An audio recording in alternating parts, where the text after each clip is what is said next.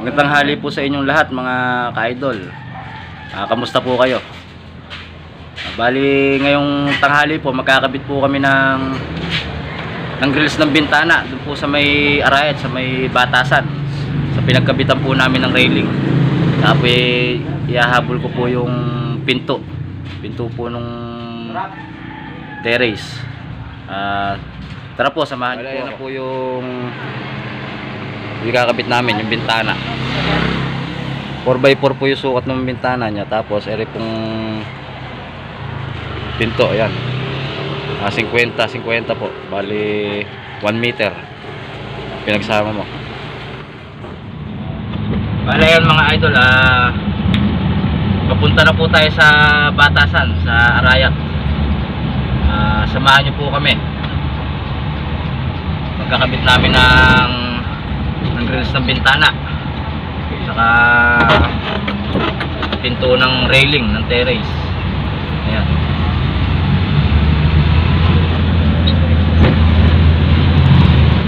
Ayan, dito na po tayo mga idol sa tulay ng San Vicente. Tulay ng bundok na Arayat. Ayan.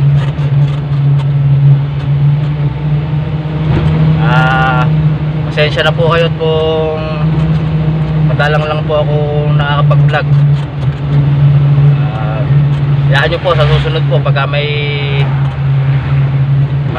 bago tayong project. Pakikita ko po ulit sa inyo kung paano po mag-assemble ng mga railing o mga bintana, kung ano-ano man. Sa susunod po pag mayroon po tayong project na bago. Sa ngayon po yung mga project natin, yung pang nakakaraang mga video, yung pa lang po yung mga ginagawa namin. Kaya pagka po magkakabit na lang po ako, tsaka ako po binablog.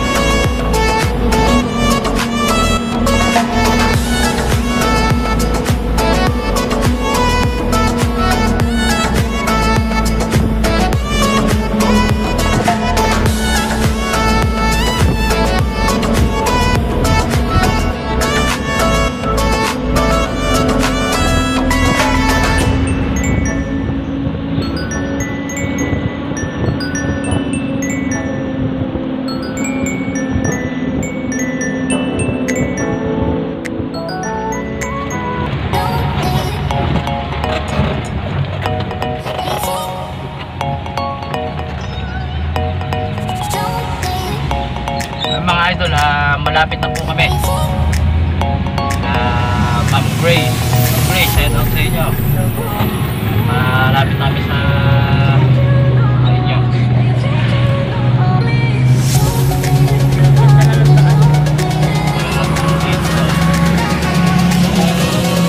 Kami rin eh. Ginagawa pa. Usap pala ito.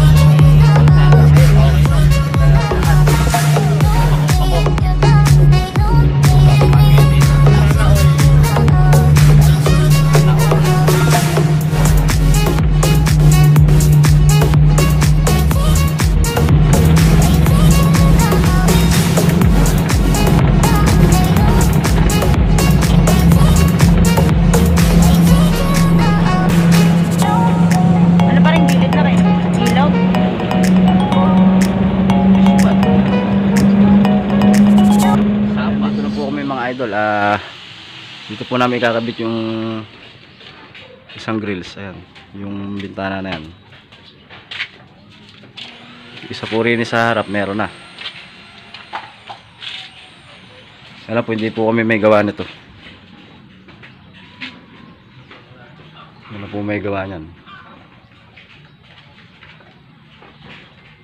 Kinakalawang na eh. Ay pinto na ito, dala namin. Pinto na itong railing.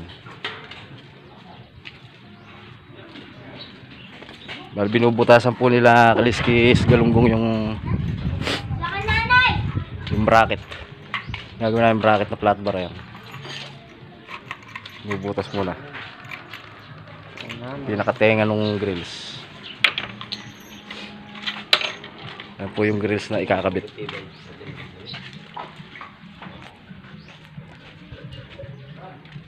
Bali po yung materials na gamit ng grills na to, 1x1 na tubular. Tsaka diunong continuous. Tas salit na dito twisted. Tas may suksok din po siyang singsing. Katulad din po nung sa terrace niya ni ma'am, ayan. Kasalit sila. Ayan, bali bago po muna kami magsimula, merienda muna. Paano may palaman na yun na peanut butter.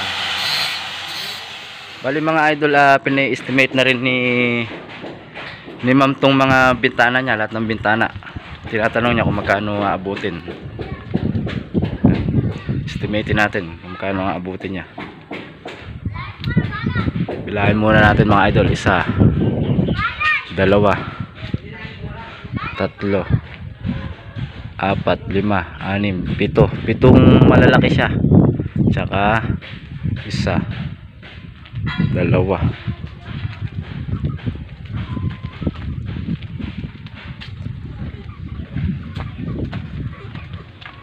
7 120 by 160.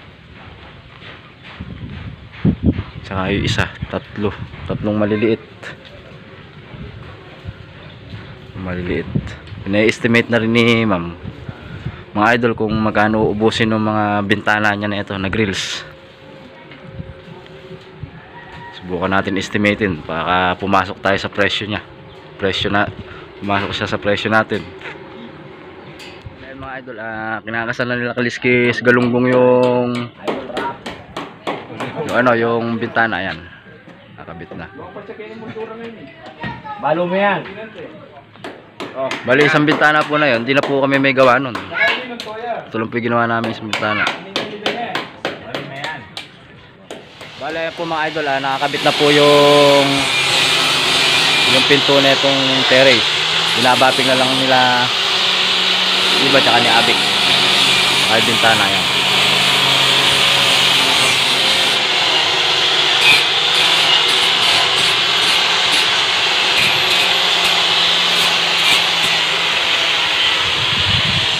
Ipasulod na ni mga idol, hinihintay lang naming matapos bapingan ng dalawa yung pinto. Pauwi na rin kami. Medyo Magagabi na, alas 5 na. Kaya lang namin mayari, pauwi na rin po kami. Ayun. Gumanda na yung harap ni ma'am. Tapos nalagyan pa ng tiles yung mga poste. Ayun. Mga poste. Saka po pala yung mga takip muna nung nakano sa poste na yun, pinagtatanggal ko muna. Tinanggal ko muna yung spot. Lalagyan kasi ng tiles yung dalawang poste na yun. Saka ando sa sulok. Kaya tinanggal ko muna yung spot. Pagka na-tiles na lang, tsaka ko lang babalikan, i-spotan ko lang ulit.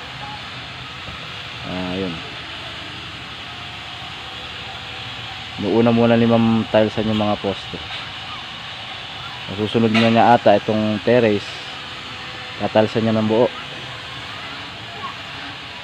Unti-unti. Kulang na lang dito, pintura. Saka yung mga grills na lang ng bintana dito sa gilid, saka dun sa may kabilang gilid, saka yung sa may likuran. Wala lang po ang kulang niyan. Okay na yan. Tapos na. Pintura. Bale yan mga idol, pauwi na kami. Pero meron kaming dadaanan dito sa Kamba. Sa may kapatid ni Kuya dito. May-ari ng bahay, Kuya. Silipid lang namin yung railing niya ron sa may Kamba. Meron konting pinare-repair, pinai-estimate. Puntahan muna natin sa daan natin. Punta dito naman na tayo. At dadaan na tayo. Sa natin siguro.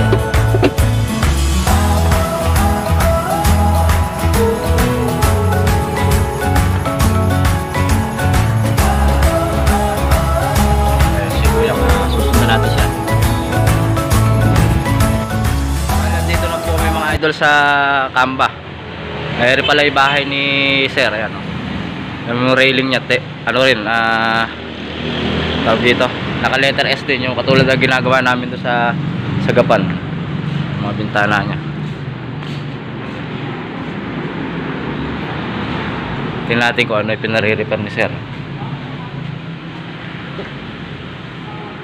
Natin sa likod. Hindi niya ata sa likod.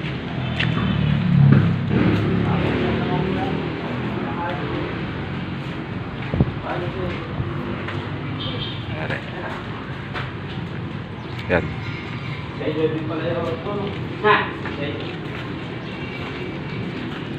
Ayan.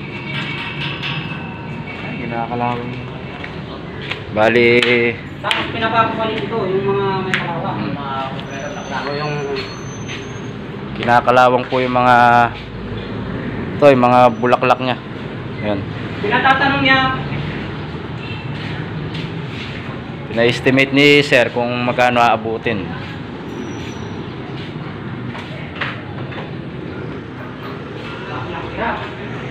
Laki ng bahay.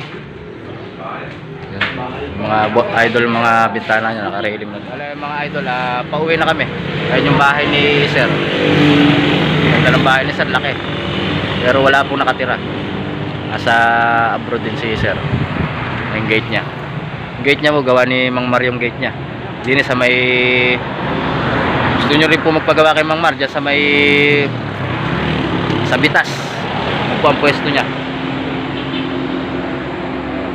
Bali, pauwi na rin po kami.